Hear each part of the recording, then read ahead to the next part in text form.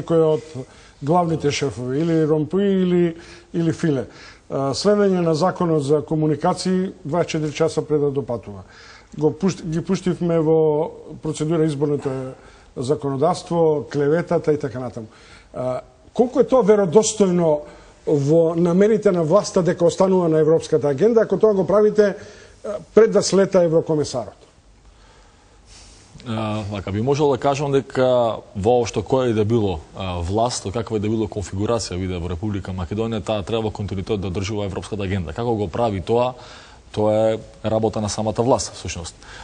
Имено што мене повеќе ме засега во тој поглед е, повторно ќе кажам, и покрај еврооптимизмот од чија позиција сакам да зборувам, бидејќи ја доживам Европа како една целина, не партикуларно, е тоа што Европа не е доволно заинтересирана на самата себе си, а исто така, барем во последните неколку години тоа го демонстрира.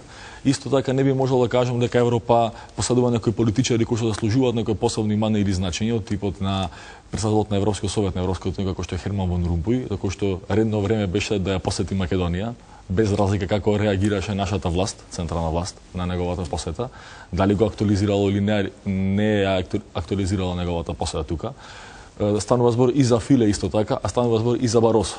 Претходно кажавте нешто за ставовите на Баросо во однос на федерализмот, и јас би можел да зборувам нешто повеќе околу ставовите на Баросо, кој го сметам дека идеолошки хибрид или го нарекуваат некој идеолошки мутант, бидејќи од своите млади години па се до денес тој поминал низ една трансферзала од маоист до конзервативец. Така станува збор за профили на политичари и неавторитетни политичари.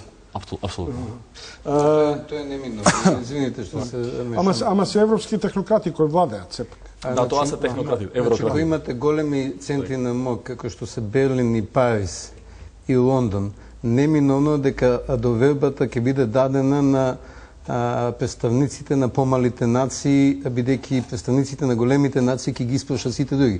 Да се сетиме на нашите претходни искуства во поранешна Југославија. Да ги ставиме бриселските проблеми на Бриселџи, да се вратиме дома. Гоцевски, ваш став околу оваа перцепција на промени, непосредно пред доаѓање па Има условно речено две линии на автопатот, ако може така да ја поставиме паралелата, евроинтеграција за Република Македонија. Едната е која што повеќе техничка или технократска по својата природа, тоа е остварување, спроведување на неопходни реформи, или еве би го прикажал тоа попластично, адаптација кон новонастанати услови, да изградиме институции и механизми кои што ќе обезбедат поквалитетен живот за граѓаните на Република Македонија. И тие се на еден или друг начин полесни за квантифицирање, меѓутоа многу потешки за реализација и остварување. Следната паралелна линија е перцепцијата на Европската комисија дали Република Македонија чини нешто и колку добро го чини. Кој од тие две е побитно за нас, условно речено, или кој е подобра оцена, подобри шанси ќе ни даде да дојдеме до некакви преговори. Перцепцијата на Европската комисија е многу важна, бидејќи Европската комисија е таа која што треба да лобира за интересите на Република Македонија пред другите држави членки. Доаѓањето на Филе и високи такви дипломати у суштина е дел од тој политички процес. Градење на перцепција кој што Европската комисија има за Република Македонија, кој што може, но не мора секогаш да оди во паралела со квалитетот на реформските процеси кои што ние де факто ги спроведуваме на терен. Бугарија, Романија се држави кои што станаат членки без притоа да имаат исполнето добар дел од техничките услови да бидат членки. И тоа е некако непишано правило. Еве, изборниот за регулатива трна и сега ние одеднаш поентираме дека конечно декриминализацијата е влезена со новите законски решенија. Таму има некои добри решенија, има искуствена ситуација какви се во западните европски престолнини држави. Меѓутоа ми се чини дека толку го поедноставивме прашањето на декриминализацијата, на клеветата и навредата, што практично станавме заробеници без да ја видиме фактичката слобода и квалитетот на новинарството и на почитување и респектирање на различни мислења. Најпрво би сакала да се надоврзам во контекст на целата ваша тема овде, една внимателна анализа, следење на се она што во тој процес на европско приближување Европската комисија ни го има кажано во сферата на медиумите, потврдува дека постои неконзистентност, дека промени во ставови. Значи не можете се согласите да кажете дека ова е најважната тема во овој момент што ќе биде нагласена во извештајот. И не само во поглед на тајмингот, на исполнување, нели, на она што го бара Европската унија, дали пред посетата, туку и во поглед на содржината. И доказ за тоа е последниот закон за граѓанска одговорност, за клевета и навреда, кој според мене ми се чини е на брзина направен, значи колку формата да се задоволи барањето, а ако се направи една внимателна анализа на содржината, а знаеме и од написите, не успеавме да видиме, не беше толку транспарентен процесот, дека Советот на Европа дал жестоки критики на содржината на тој закон. Значи тоа оди во прилог на тоа дека во тој процес на приближување и самата Европска унија не е сосема конзистентна во пораките што ни ги праќа во различни области. Сега во ова темелна област, да се подсетиме, медиумите спаѓа во делот на политичките критериуми. Некои прашања што ни беа кажани уште тогаш, на почетокот на процесот, јавниот сервис, независноста на јавниот сервис, независноста на регулацијата во целата сфера, состојбите на пазарот и така натаму, се уште се денес. Добро, бидејќи сте гости на јавниот сервис, и јас работам сега и за јавниот сервис, нели, за мојата стара куќа, што мислите, што не е сторено за да се направи МТВ гласило на избалансираност? Ајде да не употребувам други зборови. Значи, многу пати сум учествувала во различни видови анализи за тоа што е причината зошто нашиот диносаурус македонски не се трансформираше во јавен сервис вистински. Ќе споменам реченица на еден познат полски социолог, експерт, тој доаѓаше кај нас многу пати и беше експерт на нашите закони. Еден негов текст кој ги анализира тие причини, меѓу другото вели дека не толку финансиските услови, не толку материјалните услови, не толку, дури не толку ни желбата на власта, колку желбата на менаџментот однатре да ја трансформира куќата и да ги врзе вработените за една визија, за една мисија, што значи јавен сервис. Сега ќе речете контрадикторно е, менаџментот никогаш не беше оставен на мира, нели, а имаше избори на лоши решенија, луѓе кои не знаат што е јавен сервис, кои мислат дека само со финансии може да се управува со куќата. Добро, од позиција на ветеран, секогаш на моите помлади колеги кои беа или надвор, и им го остава манетот дека новинарство без интегритет нема.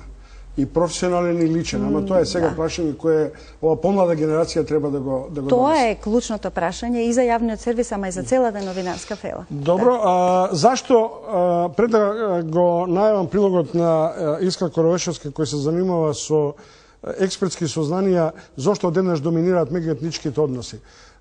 Клековски, бидејќи долго време оваа сфера ја перципирате, вклучувајќи оваа анкета која лани ја направивте, во која се гледа дека сме ние два различни света. Комшии кои, како би рекле турците, не сме карши капиџик, нели, но не сме ни светови кои може да се интегрираат. Зошто? Добро, ово е прејако веројатно дека не може да се интегрираат, дека не сме интегрирани, е факт, меѓутоа дека не може да се интегрираме, не можам да се сложам. Во основа затоа што ние проблемот за мене е меѓу другото затоа што после рамковниот договор кој третираше минати проблеми, не разговаравме што ќе правиме во иднина. Најпластичен е пример дека одејки кон зајакнување на образованието на јазиците на заедниците, ние забравивме дека истовремено тоа образование треба да интегрира, не да раздвои. Сега, ако учите во посебни згради, со посебни професори, со посебни учебници до неодамна, прашање дали таа интеграција може да се случи. Мислам дека од пред неколку години сигналот е даден, дека започна одредени пилот активности како малку повеќе внимание да се насочи кон факторите што треба да обединуваат од образованието до политичките партии. И некои работи создаваат други динамики. Ние сме навикнати да ги коментираме само лошите состојби, не сме навикнати да ги коментираме и добрите состојби. Е една банална работа. Избор за градоначалник, бидејќи е заснован на мнозински систем. бидејќи постојат по две партии во сите етнички групи, неминовно е да многу градоначалници мора да се обратат и на другата етничка група, за да создадат мнозинство кое ќе победи на изборите. Кој еден градоначалник ќе биде приман да не се обраќа само на својата етничка група, туку и на другите етнички групи, он ќе мора да го омекне тоа што го говори, за да стане прифатлив не само за едните, туку и за другите. И тоа си создава динамики, например, во Гостива. Ке создаде динамики во неколку други општини. Во Куманово, веројатно, исто така создаве на своја динамика. Значи, има фактори што се подобри, има фактори што не се. Уште овој аспект околу мултиетничноста. Дали етнизацијата на јавната администрација ја влошува перцепцијата на ефикасноста на државата? Или да бидам груп, примаме по клучеви, па макар и седеле дома и седеле по кафеаните.